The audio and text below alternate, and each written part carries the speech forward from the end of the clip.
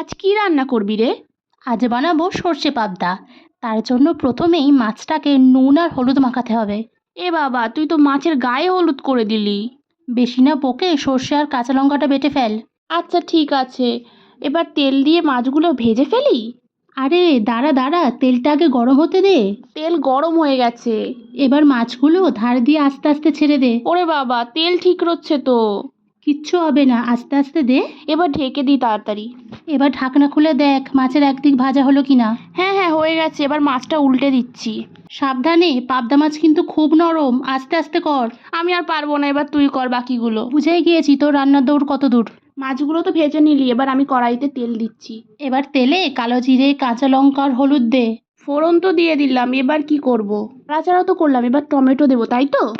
হ্যাঁ দে, কিন্তু টমেটোর ওপর নুন দিতে ভুলিস না কিন্তু। নুন তো দিয়ে দিলাম। এবার এবার টমেটো গলে যাওয়া পর্যন্ত অপেক্ষা কর। এই তো টমেটো গলে গেছে। দাঁড়া, সর্ষেটা দিয়ে দি। এ বাবা, সর্ষে ছাঁকলি না যে? না, যাদের ইচ্ছা ছেঁকে দিতে পারে, কিন্তু আমার খোসা সমেত সর্ষে বাটাই ভালো লাগে। দাঁড়া, এবার জলটা দিয়ে দিই। দেখ তো, আর জল দেবো? না না, এই জলই হয়ে যাবে। আর একটু নুন হলুদ লাগবে, দিয়ে দিই, দাঁড়া। জলটা ফুটছে, এবার মাছগুলো দিয়ে দে। সঙ্গে কাঁচা লঙ্কা দিতে ভুলিস না কিন্তু। এ বাবা দেখ, মাছগুলো তো দেখে মনে হচ্ছে সাঁতার কাটছে। এখন ঢাকা দিয়ে দে, কিছুক্ষণ পরে দেখবি মাছ সেদ্ধ হয়ে সব জল টেনে নিয়েছে। মাছ তো সিদ্ধ হয়ে গেছে মনে হয়, আর কি কিছু দিবি? না, আর কিচ্ছু দেবো না, তৈরি হয়ে গেছে দারুণ স্বাদের সর্ষে পাবদা। বাড়িতে অবশ্যই বানিয়ে খেও কিন্তু। আর আমাদের কমেন্টে জানিও কেমন হয়েছে। চল চল, এবার আমরা খেতে বসে যাই, খুব খিদে পেয়েছে।